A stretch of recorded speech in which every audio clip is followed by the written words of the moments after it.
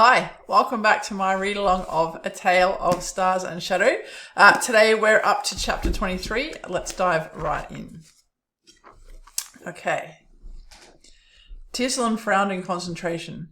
He stood on the edge of the drop, grey wings half furled and rigid, palm out in front of him.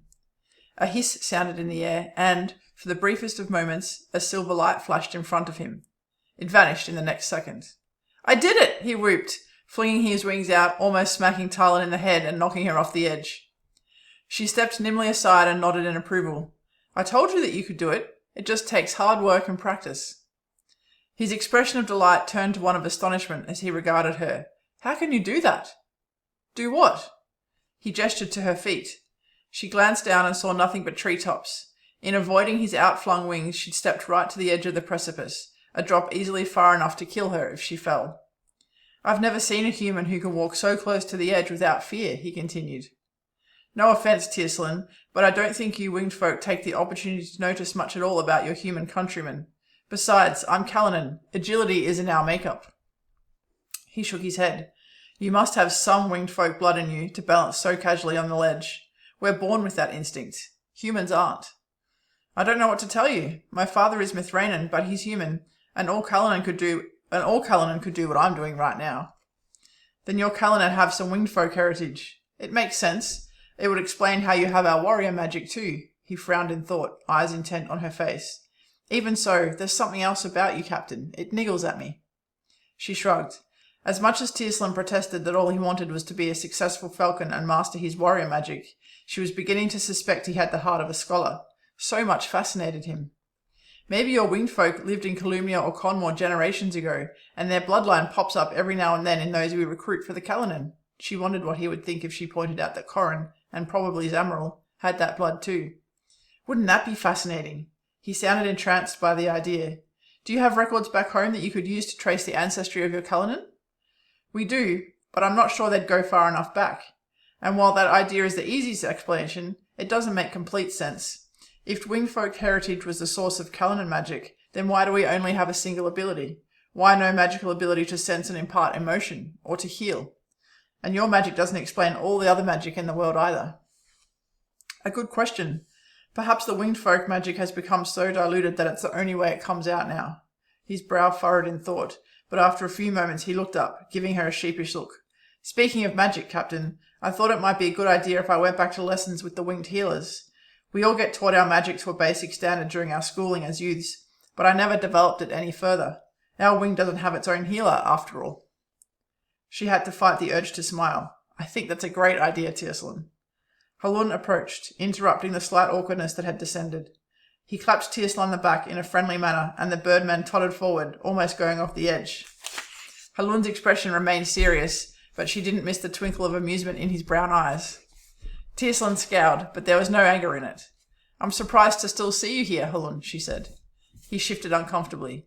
"I like to watch the pretty man here practice his tricks." Talyn preened. "You are welcome to watch any time." Halun scowled, and Talyn's gaze was caught by the dark green tattoo on his cheek.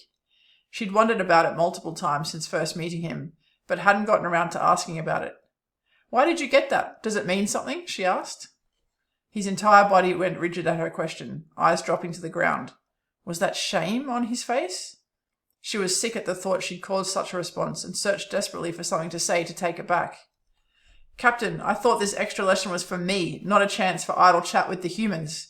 Talyn's voice hit the perfect note of high-born haughtiness, not unlike it had many times since the wolves had come together. Halun mumbled something, an apology she thought, and walked quickly away. She glanced around to see Talyn watching him go, something approaching sympathy on his face. Had the winged man just deliberately intervened to let Halun escape gracefully? Before she could ask, he swung back to catch her looking at him. "It's the Montani slave mark," he explained. "We've noticed it's a touchy subject for the big human. I wouldn't bring it up again." Her annoyance at Talyn's high-handed manner vanished, shock taking its place. "You don't actually mean he was a slave?" Talyn shrugged. "Sure. Before he came to Mithrana, escaped here, I suspect. A slave from birth, from the stretching on the tattoo." He sobered. "You think your king is powerful on his twin thrones, but he's nothing compared to the power and might wielded by the Montani Ahara." "I know about Montan, Talyn," she said, a tad impatiently. We might be much farther south, but we are aware of the rest of the world in the Twin Thrones. He grinned down at her. Didn't know they had slaves, did you? I did, she admitted. I just didn't realize Halun. How many of them are there in the Montani Empire? Thousands, Talyn said. They're either born into slavery or bonded to it when they commit a crime or cross the wrong person. Talyn grimaced. I don't understand why anyone would want to slave another human being. Free labour, Talyn said simply. The kingdom would collapse without the slave labour to hold it up. The idea is monstrous. Sari was suddenly loud and strong in her head. Talyn winced, but she didn't disagree. Her own disgust welled up and churned with Sari's, close to overwhelming. At the look of horror that had to be written all over her face, Talyn gave a little shrug. It's part of the reason Montan is so powerful. We've considered adopting the same practices here in Mithraina once or twice before. What? She snapped. The scholarly look was back on his face. It's true. Previous monarchs have considered enslaving part of the human population, especially to help with increasing Izerdia extraction. After all, they are inferior to us. He'd gone too far, and she fixed him with a hard, uncompromising look. You don't actually believe that. Interestingly, Talyn didn't look away from her stare, and there was honesty in his voice when he said, We can fly, we can use magic. In some areas we are superior to the humans, Captain. Yet I think you'll find that in other areas human folk are superior to winged folk, Talyn said firmly. And you have some flawed assumptions. I am human, yet I have your magic, and one day so will Corrin and Zamaral. He laughed, clearly amused at the thought and not believing her for a second. If you say so. Think we're done here. Voice hard, she went to walk away. He called her back. No matter what I think about winged folk compared to humans, I don't believe in slavery, Captain. She nodded, turning back to face him. That's a start. They mock me, all the time, he said quietly. My family thinks less of me for answering to you, for having humans as wingmates. She didn't reply, waiting for him to continue. He hesitated, clearly searching for the right words. When you first told me that you could teach me to use my warrior magic, I was excited because I figured that as soon as I learned, I could transfer out of the wolves and be a falcon again. I would be surprised if you hadn't thought that. In your position, I probably would have too, she said, meaning it. Talyn was winged, and his friends and family were winged. It wouldn't be easy to be thought less of by those he loved most.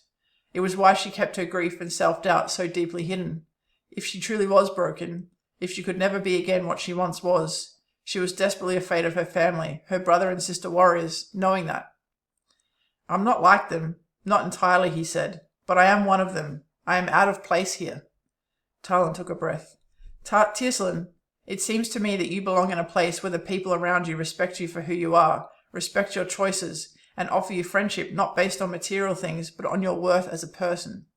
I understand if you want to transfer out of the wolves, and I won't try to stop you. But the way you describe your friends and family, that doesn't sound like a place where you belong. He couldn't entirely hide the hurt in his eyes. I'd best go. I'll see you later, Captain.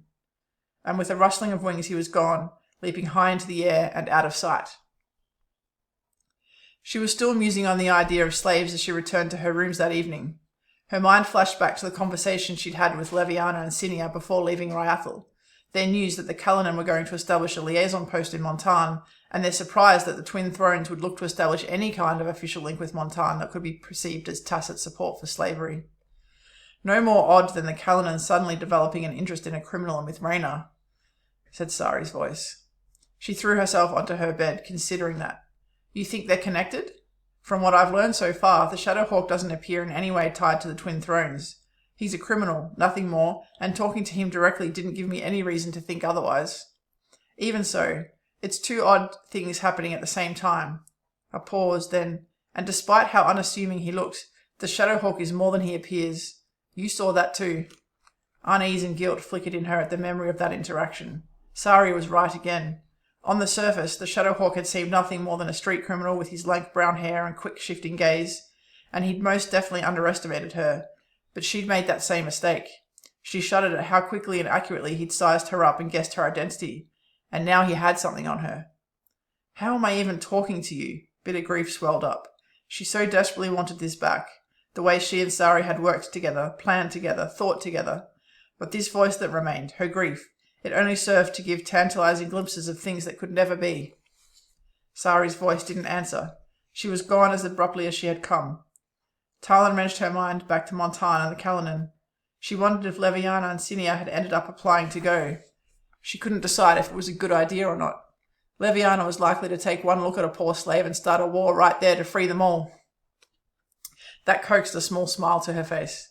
There'd been a time when she'd have dived right into that fight too, filled with confidence and strength and a skill that was unmatched amongst her peers. She still wasn't able to accept that that time was gone. At some point she fell asleep, her mind tangling with slaves in Montan, criminals in Mithrana, and how they all tied in with the Callinan. She woke suddenly, eyes snapping open. The room was still and silent around her, the blue light of early dawn through the window providing enough dim light to reassure her the room was empty. Still, there had been something. Wide awake now, despite how deeply she'd been asleep, she sat up and pushed back the covers, swinging her legs out of bed. Her bare soles had just touched the floor when she saw it. A torn piece of parchment lying on the table by her bed. It was signed by a single letter, an S, bisected by a jagged lightning bolt. Weighting it down was a crudely carved wooden arrow, fletched in black feathers. Her heart thudded. He'd been in her room while she slept. Close enough to slit her throat if he'd chosen to. The parchment was a threat, proof that he could get to her whenever he wanted. A little smile curled at her face. No, this was no simple street criminal, no matter how perfectly he pulled off that look. The Shadowhawk wasn't going to be easy prey at all. Okay, that brings us to the end of chapter 23. As always, if you'd like to avoid spoilers, best to jump out here before I start my author commentary. If you are jumping out here, please consider liking and subscribing and ticking that little notification bell at the bottom on your way out. Otherwise, have a great day, and I hope to see you soon for chapter 24. For everyone who's sticking around, let's jump into some author commentary.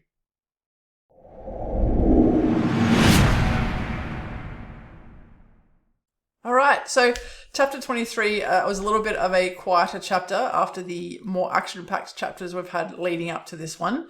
We have that initial scene with Talyn and Talyn having a chat. She's spending some extra time with him as promised, teaching him how to use his warrior magic so that he doesn't feel quite as isolated or as bad amongst his winged folk friends and family. And they have a really interesting conversation there where Talyn gently points out that perhaps some of the expectations of his family and friends may not be necessarily the best or the healthiest thing for him, and he might want to consider about the benefits of being around people who accept him for who he is, not who they want him to be.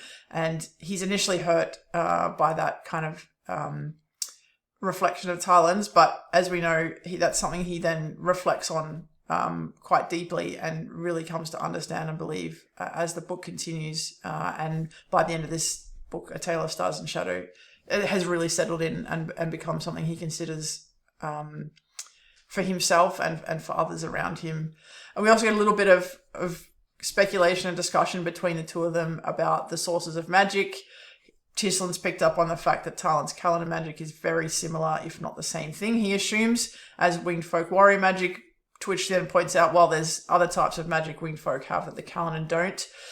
This is a bit of backstory or lore in the world of the world that A Tale of Stars and Shadows sits in, which does have an answer. It is something I've thought about. It's not something I've answered directly in any of our current books, but there is a reason, there is an answer about this magic and where it comes from and what it's linked to, and that will eventually come out. Possibly a little bit more in the new series that I'm working on now, the sequel to A Tale of Stars and Shadow. But these magics are linked and linked in ways that I'm very excited for you to find out about, but I'm not telling you about just yet. And then we have Talyn back waking up the next morning to find the Shadowhawk has left that little note on her bedside table. So he's managed to get in and out of her quarters without her noticing, although she's sensed something because eventually she's woken up. But he's gotten in and out, left that note, could have essentially done anything as she realized it to herself. And rather than being, I guess, scared or put off or uneasy about this, she's actually enlivened by it, right? It's a challenge. So for the parts of the book leading up until now, something like this happening would have sent Talyn kind of plummeting into a panic and despair that she's broken and she might fail and all the rest of it. But she's really slowly starting to come back to life, and we're seeing it in little glimmers like this where her response to that note being placed on her bedside table is like, ooh, we've got a challenge here, not, oh shit, I'm terrible at my job. So again, a little spark that Talyn is also starting to come back to life, and that her time in with Rhaena is allowing her to do that. So yeah, a little quiet chapter, but some interesting stuff happening there. Looking forward to jumping into chapter 24 soon. If you've got any questions on this one, as always, please leave them in the comments below. Hit the notification bell if you want to keep getting these updates. Every Sunday, every Wednesday morning, Australian time, these videos drop, so you can look forward to those. I can't wait to get the next one out to you. Talk soon, and I hope you have a great day. Bye.